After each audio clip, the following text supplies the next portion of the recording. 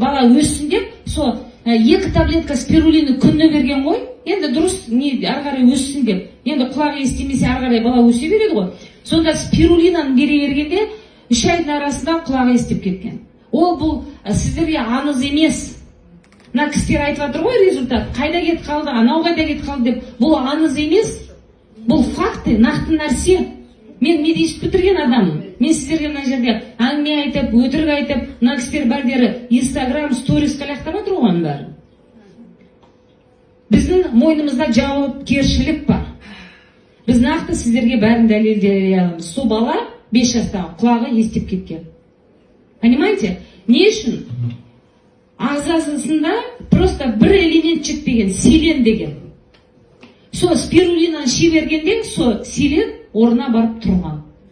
Қандай со балашын, можно осы бапты кому-нибудь